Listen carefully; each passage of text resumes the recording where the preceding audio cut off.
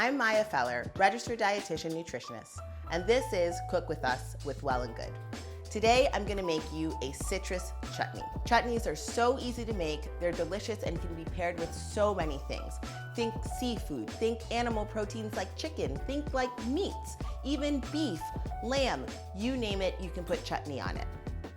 I'm gonna start with a hot pot as I make my chutney. As my pot is heating up, I'm gonna walk you through my ingredients. I'm using halos. I cut them into eighths and I left the rind on. I'm not afraid of the rind. It's completely edible. I also have some onions, garlic, preserved lemons for a little bit of an alternative flavor.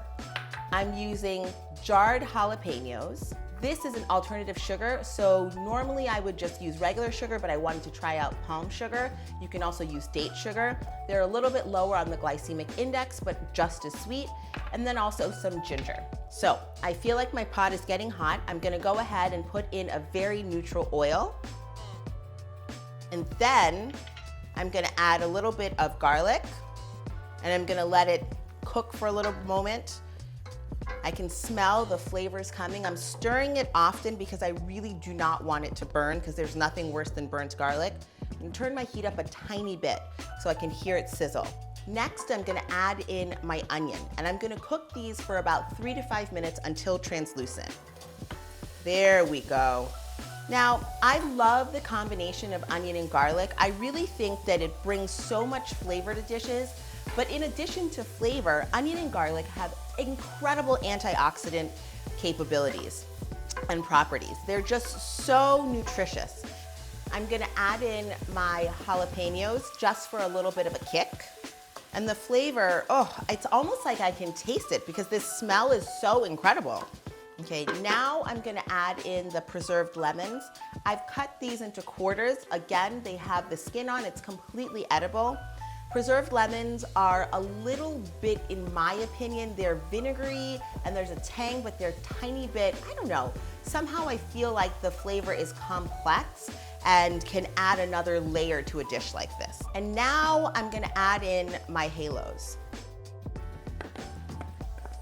Perfectly seasonal, excellent source of vitamin C. It's also, the colors are really, really wonderful. I, of course, love ginger. Ginger has been used so long in many cultures and traditions for their kind of medicinal properties. For people who experience nausea, it also has some antioxidant properties. I just love ginger, so I'm gonna add it in. It's a little bit spicy, but it's a warm kind of spice.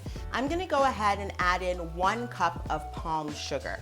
Now, it depends on your palate, the type of sugar that you're gonna wanna use, and also your health needs. So palm sugar is a little bit lower on the glycemic index, but it's not as sweet. So you might wanna use date sugar. If you don't like date sugar, you could use brown sugar or regular sugar. But I'm gonna use palm sugar here, and I'm gonna use about 1 cup of it. All right, now I'm gonna go ahead and add the vinegar. Give it one last good stir. And now I'm gonna cover it and I'm gonna let it simmer for about 45 minutes, and then I'm gonna come back to you with the final product. All right, so here we are, 45 minutes later. Absolutely gorgeous. It's this like caramel color. I can just smell the citrus coming off of it. Oh my goodness. So this chutney, you literally can put on anything. I would recommend putting it alongside, a little bit of glazed salmon, or even with white fish that has been grilled. You can put it with some chicken. You could even put it with mixed vegetables. Sky is the limit when it comes to how you pair your chutney and what you mix it with. This is absolutely gorgeous. So when you're thinking about storing your chutney, it's always important to make sure that it goes back to room temperature before you put it into any sort of vessel. I personally like glass, so I have a whole assortment of glass jars from other things that I've saved. You can put it into a glass jar, and then you can store it covered in your refrigerator for anywhere up to 30 days. You should check the inside of the jar for visible signs of spoilage, or if the smell changes, then you know that it's gone off. Now, if you want to freeze it, put it into a freezer-safe container, cover, and put in your freezer.